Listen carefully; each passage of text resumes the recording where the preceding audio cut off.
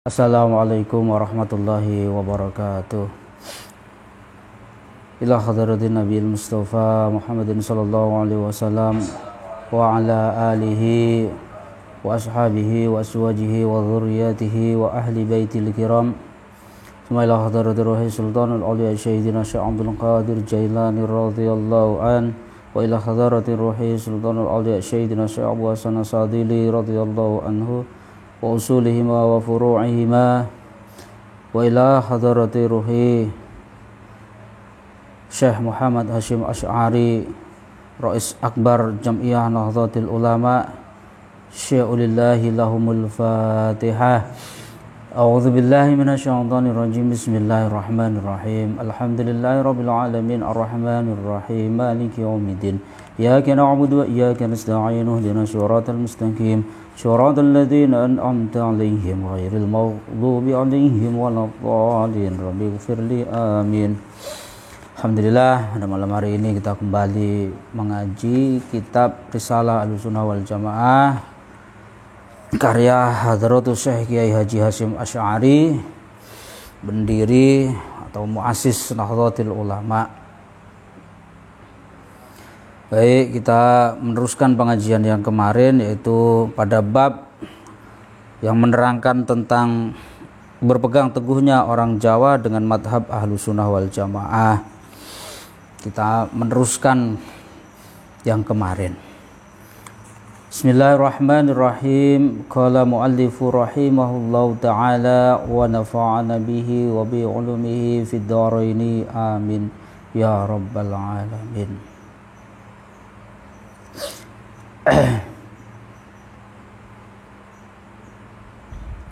Kemarin itu dijelaskan tentang wahadzal fariqu qad ubtuliyal muslimuna bi kasirin minhum salafan wa khalafan.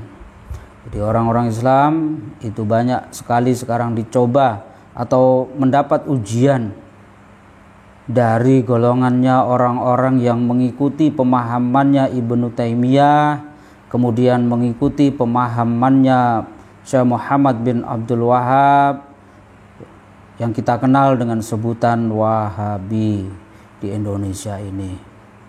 Maka ada siapa farik, ada itu wasmatan, cacat, wasulmatan dan duri, fil muslimina di dalam kelompoknya, di dalam fil muslimina di dalam orang-orang Islam, wa udwan dan bagian fasidan yang rusak.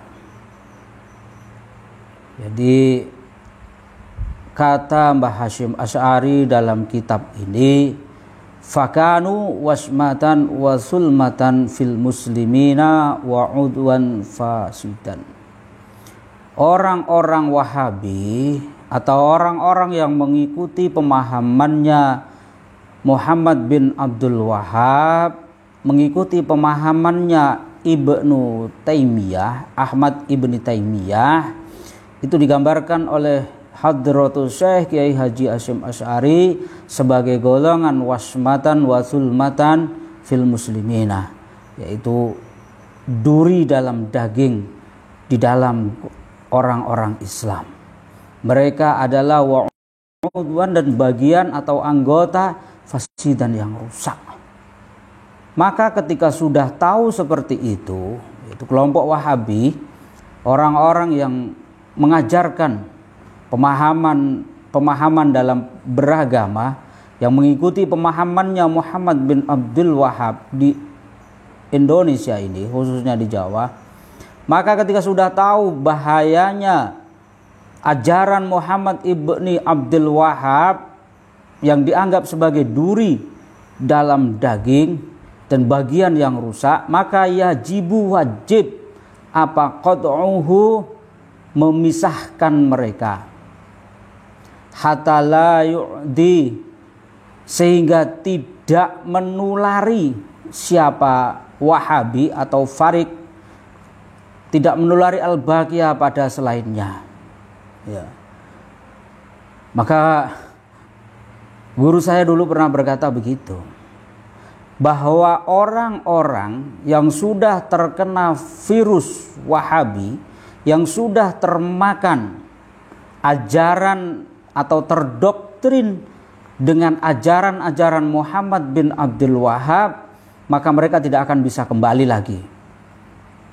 Karena apa? Mereka dianggap seperti orang yang kena penyakit kusta, atau dianggap seperti penyakit apa itu yang belum ada obatnya sampai sekarang, apa Mas Budi? HIV AIDS. Ya. Maka jangan berharap orang yang sudah terdoktrin atau sudah menerima pemahaman Muhammad ibni Abdul Wahab, menerima pemahaman Ibni Taimiyah dan semua murid-muridnya sampai sekarang, jangan pernah berharap bahwa mereka akan kembali ke ajaran Ahlussunnah wal Jamaah. Kenapa? Karena mereka itu sudah menganggap bahwa diri mereka itu sudah benar. Mereka selalu menganggap mereka itu kelompok yang paling benar. Mereka itulah, konon kata mereka sendiri, mengaku Ahlussunnah wal Jamaah, menganggap golongan yang lain di luar kelompoknya adalah kelompok ahli bid'ah. Padahal mereka sendiri adalah ahlu bid'ah. Padahal mereka sendiri adalah seburuk-buruknya ahli bid'ah. Tetapi mereka tidak pernah menyadari akan hal itu. Maka kita yang belum tertular pemahaman itu, maka kita wajib memutus hubungan dengan mereka agar kita tidak tertular dengan ajaran-ajaran mereka. Kenapa kita harus menjauhi mereka? Fahuwa, maka bermula Wahabi atau Farik itu kal mahdumi, seperti kusta. Yajibu, yang wajib apa, al-firaru, lari menjauh, minhu, dari Farik. Mereka itu sama seperti penyakit kusta oleh Hadratus Syekh. Mereka digambarkan seperti orang yang berpenyakit kusta. Jauhi. Ya, kita ketika ada orang kena penyakit kusta, didekati apa dijauhi? Dijauhi. Yang sudah tertular, ya biarkan saja. Yang belum tertular, nah ini yang harus kita tolong, yang harus kita beri pemahaman. Biarkan saja mereka sudah masuk ke dalam golongan Wahabi, biarkan saja. Mereka tidak akan bisa kembali, tidak akan bisa sembuh total. Kalaupun sembuh, ya tidak bisa sembuh total mereka. Masih ada celah-celahnya, masih ada buruk-buruknya. Fa'innahum, maka sesungguhnya Farik, yaitu golongannya Wahabi, golongannya pengikut Muhammad bin Abdul Wahab, itu farikun, golongan yal'abuna, yang bermain-main dengan siapa? Farik, bermain-main bidinihim, dengan agamanya Farik. Mereka itu selalu bermain-main. Apa? Banyak sekali buktinya kalau mereka itu bermain-main dalam agamanya. Contoh, jadi mereka itu apa ya? Halal alaina, haram alaikum. Itu prinsip mereka. Bagiku halal, tapi bagi orang lain itu haram. Contoh lah, sholat, membaca surat-suratan sambil pegang HP. Diperbolehkan oleh mereka. Loh, ini sholat apa mau whatsappan? Jadi diperbolehkan. Ini kan yal'abun, bermain-main dengan agamanya. Dan banyak sekali hal-hal nyeleneh dari mereka itu banyak sekali. Kalau dikupas, malu sebenarnya. Malu. Sama kayak orang laki-laki boleh disusui biar menjadi saudara sesusuan. Ini kan lucu. Terus ada lagi melonco di siang bulan Ramadan tidak membatalkan puasa. Ini kan lucu gitu loh. Jadi lucu, mereka itu suka bermain-main di dalam agama tapi tidak nyadar. Suka mempermainkan agama tapi tidak nyadar. Sebenarnya banyak contoh-contoh nyeleneh dari mereka itu banyak. banyak. Yazmuna, yang mencela siapa farik, al ulama pada ulama, salafan salaf, ulama salaf adanya, wa khalafan, dan ulama khalaf adanya. Terbukti kan? Terbukti kalau mereka itu suka mencela, suka mencaci maki para ulama, baik ulama salaf maupun ulama khalaf. Ulama salaf siapa yang dicaci maki? Banyak, gak usah disebutin. Ulama khalaf siapa yang dicaci maki? Banyak. Ulama khalaf itu ya ulama sekarang. Ulama salaf ya termasuk yang dicela itu ya pendiri madhab. Para pendiri madhab itu dicela oleh mereka seolah-olah mereka itu pemecah belah umat Islam karena mendirikan madhab. Mereka dianggap pemecah belah, maka mereka selalu berkata bahwa mengikuti madhab itu tidak wajib. Benar, saya jawab benar, mengikuti madhab itu tidak wajib, asal bisa berijtihad sendiri seperti ijtihadnya para imam madhab, gak jadi masalah. Lah ini kelasnya orang bodoh, kelasnya orang awam, kemudian tidak mau bermadhab. Madhab itu adalah jalan. Kita mau mengikuti metode atau jalan yang ditempuh oleh Imam Syafi'i, silahkan. Kita mau mengikuti metodenya Imam Malik, silahkan. Kita mau mengikuti metodenya Imam Abu Hanifah, silahkan. Kita mau mengikuti jalannya atau metode pengambilan hukum oleh Imam Ahmad bin Hambal, silahkan, nggak jadi masalah, gitu loh. Karena mereka muktabar, diakui oleh banyak ulama di seluruh penjuru dunia ini, mengakui bahwa 4 madhab ini adalah pendiri madhab yang diakui. Artinya apa? Mereka pembuat jalan yang kemudian dilewati oleh banyak orang-orang Islam setelahnya, diikuti oleh orang-orang setelahnya. Nah ini kok ada orang yang ngerti ilmu agama juga enggak, baca Quran juga masih belepotan, bahkan pakai terjemahan, gaya tidak mau mengikuti imam madhab. Kira-kira selamat apa enggak gitu loh dalam beragama? Celaka iya, selamat enggak gitu loh. Jadi mereka itu ya itu tadi, bermain-main dengan agamanya, mencela para ulama, baik yang khalaf, baik yang salaf maupun ulama khalaf. Ulama khalaf seperti contohnya ya Imam Ghazali. Imam Ghazali itu dituduh sesat. Kitab Ihya Ulumuddinnya sesat. Ya, Imam Ghazali itu bukan ulama salaf ya, ulama khalaf. Beliau termasuk ulama khalaf. Karena kriteria ulama salaf itu adalah 300 tahun Hijriah ke atas, bukan ke bawah sini. Jadi 1 Hijriah sampai 300 Hijriah itu masih dianggap sebagai ulama salaf. Karena khairu ummati itu ashabi. Kemudian waman tabi'ahum, waman tabi'ahum. Jadi sahabat, kemudian orang yang mengikuti sahabat, dan orang yang mengikuti sahabat. Jadi berarti tabi'in. Termasuk imam madhab berarti masih, karena masih menangi tabi'in. Artinya mereka masih golongannya ulama-ulama salaf. Kalau Imam Ghazali itu sudah masa-masa pertengahan.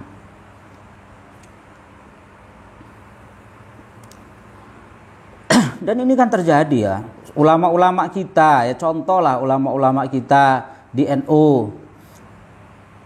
Dulu yang sering dihujat, yang sering dihina, dicela, dicaci maki oleh orang-orang Wahaboy yang dungu, bodoh dalam beragama seperti Yai Said. Yai Said dihina-hina. Beliau dari kecil sampai tua belajar agama. Bahkan S3-nya di Ummul Qura itu memakai bahasa Arab semuanya, memakai lebih dari 200 buku sebagai referensi. Tidak ada yang salah satupun. Ini dihina anak kemarin sore yang baru belajar agama, yang sama sekali nggak ngerti agama. Sarah sah wudhu aja mungkin belum tahu. Apa yang membatalkan sholat aja mungkin belum tahu. Berani-beraninya mencaci maki, mencela Yai Said gitu loh.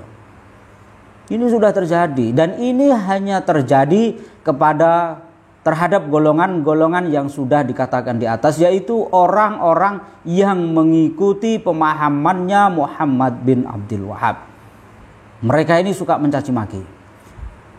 Wa yaquluna, dan berkata siapa? Farik, annahum, bahwa sesungguhnya ulama itu ghairu maksumina, selain atau tidak maksum. Fala yang bagi, maka tidak pantas apa taqliduhum, mengikuti ulama salaf wa kholafan. Ini yang sering mereka katakan. Mereka selalu berkata begini, ikut Imam Syafi'i apa ikut Rasulullah? Ikut 4 imam madhab atau ikut Rasulullah? Ini kan konyol. Pertanyaan seperti ini seolah-olah imam madhab itu tidak mengikuti Rasulullah. Ini tuduhan berbahaya dan hanya dilontarkan oleh orang-orang dungu yang mengikuti pemahamannya Muhammad bin Abdul Wahhab.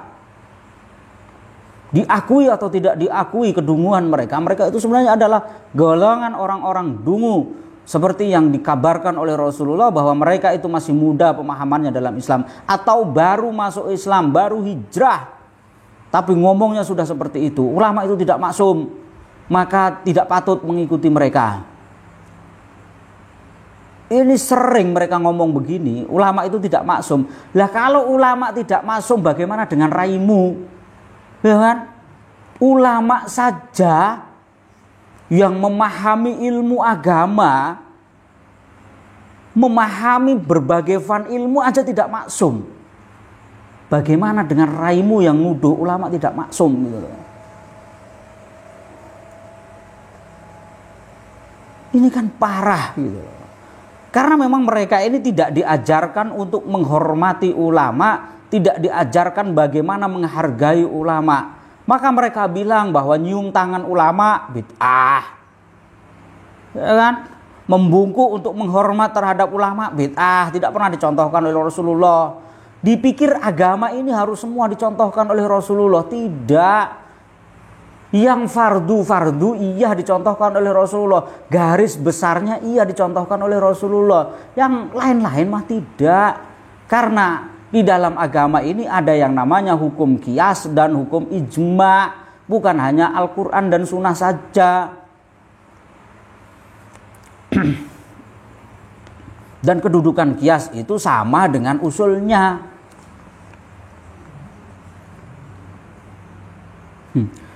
Jadi mereka itu nggak kaget saya, mereka itu selalu bilang begitu, bahwa ulama itu nggak maksum, jangan diikuti. Ngikut itu ya Rasulullah. Lah kenal Rasulullah itu dari siapa? Oh, saya langsung ketemu Rasulullah kapan? Saya baca buku, ya sama aja baca buku, itu namanya taklid, goblok.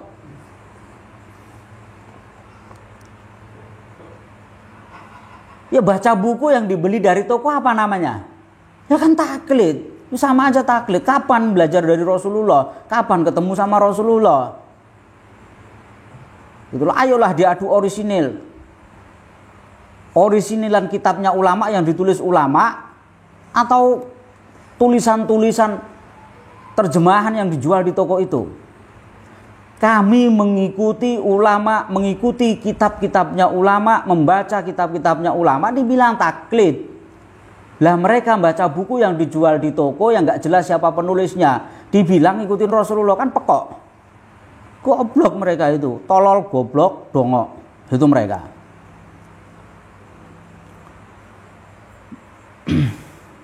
Nah mereka juga bilang la farqa, tidak ada beda, fidzalika, di dalam itu tadi, ghairu maksumin fala yambaghi taqliduhum, bainal ahya'i, di antara ulama yang masih hidup, wal amwati, dan ulama yang sudah meninggal atau sudah wafat. Makanya mereka nggak mau ya ziarah, nyari berkah, ngalah berkah, tawasul kepada ulama yang sudah meninggal, yang sudah wafat, nggak bisa. Ya, mana ada itu ulama-ulama yang sudah meninggal, mana ada, mereka sudah mati nggak tahu apa-apa gitu, dia bilang begitu. Ini karena tololnya, karena kebanyakan jenggot. Semakin panjang jenggot semakin goblok, emang bener. Karena mereka merasa bener sendiri.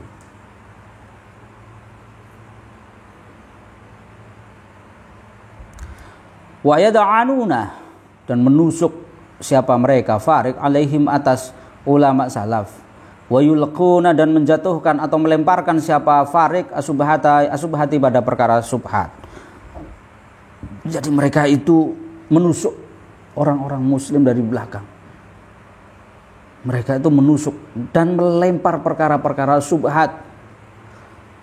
Wa yadhuruna dan menyebarkan siapa farik golongannya orang Wahabi pada subhat fi uyuni basairid du'afai di dalam pandangan matanya para du'afa, orang-orang yang bodoh. Jadi makanya yang mengikuti orang-orang Wahabi itu rata-rata memang bodoh-bodoh. Kenapa saya bilang bodoh-bodoh? Mereka tidak pernah belajar agama dari kecil, ya kan? Mereka yang mengikuti pemahamannya Wahabi yang dikit-dikit bid'ah kok cuman sedikit. Itu rata-rata mereka itu orang du'afa dalam agama atau bodoh bahasa kasarnya dalam agama. Mereka tidak pernah belajar agama dari kecil. Mereka tidak pernah mengenal agama dari kecil. Hidupannya ya glamor berfoya-foya. Nah, ketika mereka sudah mulai uzur, ya, jadi penyanyi sudah nggak laku, jadi anak band yang udah nggak laku, tiba-tiba hijrah. Jadi artis juga sudah nggak laku karena sudah nggak ada tawaran manggung lagi, nggak ada tawaran syuting lagi untuk sinetron. Tiba-tiba mereka hijrah. Jadi orang bodoh mereka, gak ngerti. Makanya orang-orang Wahabi itu pengikutnya yang dicari orang-orang begitu, yang bodoh-bodoh dalam beragama, yang tidak ngerti apa-apa tentang agama. Lalu kemudian mereka didoktrin tahlilan itu bid'ah, maulid itu bid'ah. Sama tuh kayak artis yang dulu sebelum hijrah dia selalu pakai pakaian yang kurang bahan. Itu perempuan cantik banget, kurang bahan. Tapi kemudian setelah hijrah, dia mengatakan tahlilan itu nggak ada dalilnya, nggak ada dasarnya, kan koclok gitu loh. Ngerti agama juga enggak, gitu loh. Maka itu korbannya mereka, korbannya paham-paham Wahabi ini adalah rata-rata orang bodoh yang nggak ngerti agama. Kalau orang yang dari kecil kok ngerti agama, itu jarang sekali yang bisa tertarik, kecuali ya kan, kecuali diiming-imingi duit dan bayaran yang banyak. Ada juga yang begitu, tapi tidak semuanya, hanya sedikit. Tapi rata-rata memang orang-orang bodoh. Maka mereka sebelum hijrah mengatakan bahwa saya ini orang paling berdosa. Sebelum hijrah, ya, mereka orang-orang bodoh ini sebelum berhijrah mereka akan mengatakan bahwa saya orang yang paling berdosa. Ketika sudah hijrah, semua orang lain berdosa, saya enggak. Cuman saya yang paling benar. Itu. Maka la ta'ma jadi buta apa absaruhum penglihatannya du'afa an uyubi haula'i dari celanya atau cacatnya itu tadi golongan.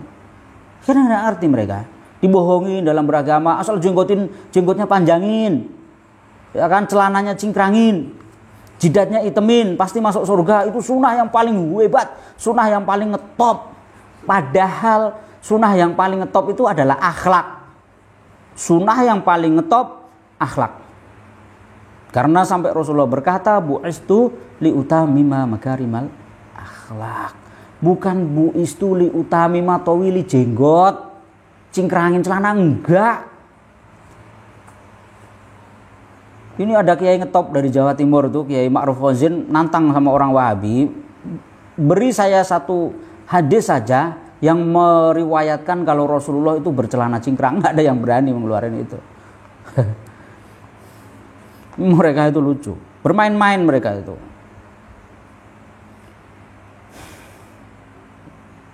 Yaksuduna yang memiliki tujuan siapa Wahabi, bidzalika dengan farik, bidzalika dengan itu tuh tadi semuanya yang di atas. Tujuannya apa? Ilqa al-adawati, melemparkan permusuhan, wal bughdai, dan saling membenci. Bi hululihim, dengan memisah-misah al-Jawa pada orang-orang Jawa. Iya, ini al-Jawa pada orang Jawa. Wa yas'auna, dan memperluas siapa mereka fil ardi, di dalam bumi, apanya fasad dan kerusakannya. Jadi tujuannya apa mereka? Membuat main-main dalam agama, kemudian mencela ulama, baik salaf maupun khalaf, dan mereka mengatakan bahwa ulama itu tidak maksum, tidak perlu diikuti, sama aja tidak ada beda antara ulama yang masih hidup ataupun yang sudah wafat. Kemudian mereka itu menusuk-nusuk orang Islam dari belakang, kemudian melemparkan perkara syubhat dan menyebarkan hal itu semua. Apa tujuannya? Tujuannya adalah ilqa al-adawah, menjatuhkan permusuhan, wal bughdha dan saling benci. Kemudian dipisah-pisah orang Jawa. Orang Jawa ya umumnya orang Indonesia semua, tapi karena ini kan bahasanya Jawa, ya seluruhnya sebenarnya ya, khususnya Jawa dan Indonesia pada umumnya. Kan sekarang banyak itu kan. Mereka sudah mulai, orang-orang Wahabi ini sudah mulai menancapkan kaki-kakinya di mana-mana, banyaklah. Meskipun mereka tidak mengakui Wahabi ya ketahuan lah. Tapi sebenarnya ya nggak masalah, terserah. Itu hak mereka, karena orang beragama dilindungi di negeri ini. Yang tidak dilindungi adalah ketika mereka menyebarkan terorisme, menyebarkan radikalisme atas nama agama. Itu yang dilarang negara. Dan agama, tidak ada satupun agama di muka bumi ini yang mengajarkan radikalisme dan kekerasan. Hanya pemahaman-pemahaman orang bodoh saja yang kemudian menjadikan manusia itu menjadi radikal dan ekstrim dalam beragama. Karena kebodohan dalam memahami ayat-ayat Al-Quran dan sunnah-sunnahnya Rasulullah SAW. Kalau cerdas tidak. Itu makanya ladina liman la aklalah. Tidak ada agama bagi orang yang tidak memiliki akal baginya. Agama ini akal, tapi juga tidak boleh diakal-akali sehingga jadi liberal. Iya, agama kalau udah akal-akali jadi liberal. Tidak juga harus ekstrim, karena kita punya akal. Tidak mungkin agama ini mengajarkan kekerasan, mengajarkan radikalisme, itu enggak. Otak kita yang radikal itu. Yaquluna, berkata siapa Farik, golongannya Wahabiyah, Allahi, atas nama Allah, berkata al-kadhiba, pada kebohongan. Wahum, dan bermula itu Farik al-Wahabiyah itu ya lamuna, mengerti atau tahu semuanya. Yas'umuna, yang mengaku siapa Farik, annahum, bahwa sesungguhnya Farik atau golongannya orang Wahabi itu qaimuna, berdiri siapa Farik bil amri, dengan perkara atau perintah, bil ma'rufi, dengan baik, wan nahyi, dan melarang, anil munkar, dari perkara munkar. Tuh. Jadi makanya saya bilang orang Wahabi ini tidak bakalan pernah tobat, gak pernah bakalan merasa mereka itu salah.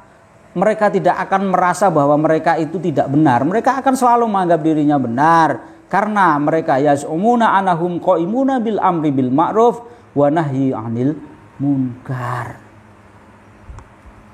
Orang bener kok disuruh pindah, kan nggak mungkin mau. Saya ini bener, nggak mungkin mau, gitu loh. Saya ini tadinya ngikutin yang suka tahlilan, yang suka manakiban, yang suka berjanji, yang suka maulid, yang suka ziarah, yang suka sembarang, yang suka ya semuanya. Saya ini kemudian meninggalkan mereka karena mereka itu salah. Kemudian saya hijrah ke tempat yang benar, yang anti tahlil, anti manakib, anti ziarah kubur. Kok saya mesti balik ke situ lagi? Berarti saya nggak jadi hijrah. Jadi nggak mungkin. Mereka yang sudah masuk golongan itu nggak bakal bisa balik. Ya biarin saja. Hanya Allah yang bisa menyadarkan mereka. Hanya hidayah Allah yang bisa menyadarkan mereka dari pemahaman yang keliru yang mereka yakini kebenarannya itu. Haduna, merecoki siapa Wahabi anasa, pada manusia, ala itsba'is syar'i, atas mengikuti syariat, wajtinabil bid'ah, dan menjauhi bid'ah. Jadi ya, mereka itu merecokin. Kamu harus ikut syariat ini, terus kemudian jauhilah bid'ah. Padahal ya mereka nggak ngerti. Wallahu, dan bermula Allah itu yashhadu, menyaksikan siapa Allah, annahum, bahwa sesungguhnya golongannya orang Wahabi itulah kadzibuna, golongannya orang-orang yang bohong. Qultu, berkata siapa aku, Imam siapa tadi di atas itu, Imam Muhammad Bahis.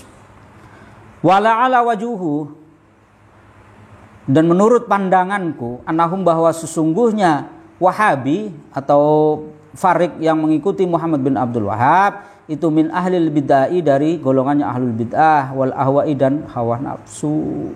Tuh. Sesungguhnya orang-orang Wahabi yang mengikuti pemahamannya Muhammad bin Abdul Wahhab, yang mengikuti pemahamannya Ibnu Taimiyah, sesungguhnya mereka itulah ahlul bid'ah yang nyata dan ahli hawa nafsu yang nyata. Itu justru mereka. Tapi mereka suka melempar perkara itu, melempar hal-hal itu sehingga jatuhlah permusuhan.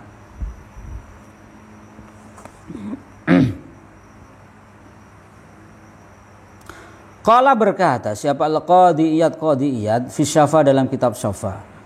Wa kana dan ada apa mu'dhamu fasadihim, besar-besarnya kerusakan mereka ala dini atas Islam.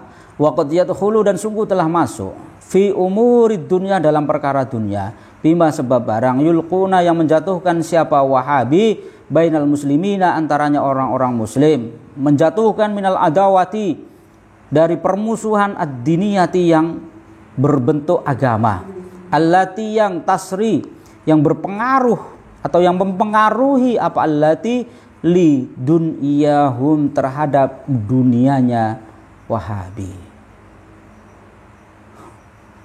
Dan sekarang ini menurut pandangan Mbah Hasyim Asy'ari, karena ini yang nulis Mbah Hasyim Asy'ari. Saya hanya menyampaikan, ya kan, bahwa mereka sekarang sudah masuk dalam perkara dunia. Perkara dunia yang mana dengan perkara dunia itu mereka menjatuhkan antara muslim satu dengan muslim yang lain apa? Adawah ad-diniyah, permusuhan di dalam agama. Yang itu juga berpengaruh terhadap dunianya sesama orang muslim. Coba sekarang, mereka selalu mengatakan bunga bank riba, haram, ya kan? Mereka selalu mengatakan bunga bank itu haram. Saya tegaskan bahwa bunga bank itu termasuk adalah ribal qardi. Ribal qardi. Ribal qardi ini tidak termasuk ke dalam 3 riba yang ulama sepakat untuk diharamkan. Ribal yad, riba nasa, ribal fadli. Ada 3 riba. Itu ribal yad, riban nasa, ribal fadli. Ini 3 riba ini ulama sepakat haram. Sepakat ulama haram, dosa besar ketika mempraktekkan 3 riba ini. Nah, bunga bank ini masuknya ribal qardi. Ribal qardi ini sebagian ulama mengatakan haram, sebagian ulama mengatakan tidak. Ulama mengatakan bahwa bunga bank itu bukan riba, tapi mirip riba. Bukan riba. Mirip riba, bukan riba. Jatuhnya bagaimana? Jatuhnya kepada perkara subhat. Halal enggak, haram enggak. Cara membersihkan perkara subhat itu bagaimana? Zakati, beres. Kalau orang yang bekerja di bank berarti gajinya masuk kemana? Haram enggak, halal enggak. Berarti apa? Subhat. Kalau perkara subhat itu dizakati, cara membersihkannya biar jadi halal. Taruhlah pegawai bank itu dapat gaji sebulan 10 juta. Keluarkan 2,5% dari gajinya itu.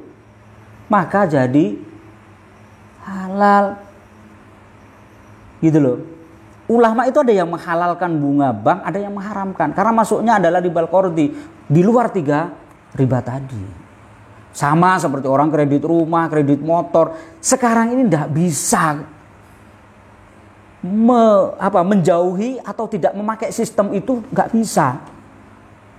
Gitu loh. Konteksnya kenapa dulu riba itu diharamkan? Karena tidak berpihak pada orang miskin. Dan pada zaman dulu orang berhutang itu untuk makan. Jadi riba tidak berpihak pada orang miskin. Itu mengapa diharamkan oleh Rasulullah. Orang ini sudah miskin, nggak bisa makan, berhutang untuk makan, kemudian dinaikkan. Ketika harus mengembalikan, ini yang dinamakan haram. Lah sekarang ini terbalik.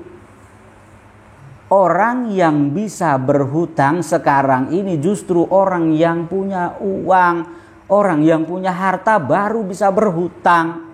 Dengan hutang ke bank, kalau tidak ada jaminan sertifikat, tidak ada jaminan BPKB, bisa nggak ngutang di bank? Nggak bisa. Justru sekarang yang bisa menikmati hutang itu orang kaya. Coba bayangin kalau yang bisa hutang itu orang kaya, kemudian tidak dibungain. Yang kaya makin kaya, yang miskin makin miskin. Dan kemudian sekarang orang hutang di bank bukan untuk makan, tapi untuk seneng-seneng, beli motor, ya kan? Beli rumah, beli mobil, beli segala macam. Kalau orang dulu enggak, makanya riba diharamkan sama Rasulullah. Ilatnya sudah beda sekarang. Maka bunga bank tidak lagi masuk dalam riba yang 3 tadi, yang ulama sepakat keharamannya, tetapi dimasukkan dalam ribal qardi. Ribal qardi ini bukan riba yang 3 tadi, ini hanya mirip riba. Itu loh. Jadi nggak usah resign ya, nggak usah bukan resign ya, resign ya, nggak usah resign yang kerja di bank, yang kerja di apa, nggak usah resign. Kalau mau hartanya suci, zakati. Kalau mau gajinya halal, zakati. Karena itu masuknya bukan haram, bukan halal. Halal kagak, haram juga kagak. Masuknya subhat. Gitu loh. Jadi di dalam kitab Arba'in Nawawi itu juga ada misalnya innal halala bayyinun wa innal harama bayyinun wa bainahuma subhatun. Halal haram itu jelas. Di antara dua itu subhat, enggak jelas remeng-remeng ini duit dari mana. Ya kan? Duit dari mana? Maka cara membersihkannya gimana? Zakati. Beres. Gak usah takut, orang bodoh begitu, apa-apa haram, haram. Ya karena nggak mau belajar. Itu salah satunya. Dan kalau diperlihatkan banyak, gitu loh. Mereka akan selalu menimbulkan kegaduhan, baik itu urusan agama ataupun urusan dunia. Nah ini baru-baru ini yang baru terungkap apa itu aksi copet terstruktur, ya kan? Aksi copet terstruktur itu kan ada digadu masalah dunia kan itu, gitu loh. Tapi bawa-bawa agama juga, gitu loh. Khala berkata, siapa al-alamatu al-alim Mula Ali al-Qari fi syarhihi, dalam kitab syarahnya. Wa qad haramallahu ta'ala al-khamra wal maisira, dan sungguh telah mengharamkan siapa Allah al-khamra pada khamr, wal maisir dan maisir taruhan. Lihadihil ilati, terhadap ini ilat, ya kan? Maka saya bilang kan, khamr dan taruhan itu sudah jelas keharamannya, gitu loh. Itu ilat yang dipakai. Di antara itu kan ada yang nggak jelas ya, remang-remang, ini boleh ini enggak. Jadi innama yuridu syaitan ayyuki'a bainakumul adawata wal bughdha'a fil khamri wal maisir. Innama yuridu, sesungguhnya menginginkan siapa setan ayyuki, agar menjatuhkan siapa setan bainakum, di antara kalian semua, menjatuhkan al adawata pada permusuhan, wal bughdha'a dan saling membenci, fil khamri di dalam minuman arak, wal maisir dan taruhan. Gak ada ceritanya orang mabuk itu mau rukun sama orang, gak ada ceritanya. Orang tawuran di dangdutan itu gara-gara mabuk, ya kan? Orang tawuran itu gara-gara mabuk.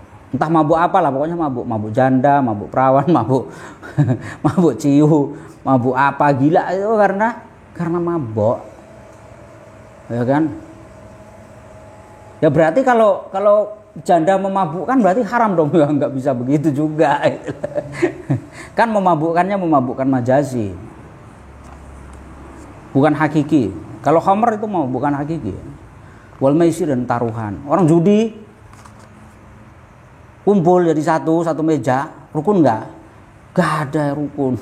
Mulutnya pada ketawa, hai. Aslinya ya saling pengen menjatuhkan, saya pengen saling mengalahkan, seperti itu. Gitu loh. Wa minhum, dan itu setengah dari wa minhum rafidiyuna.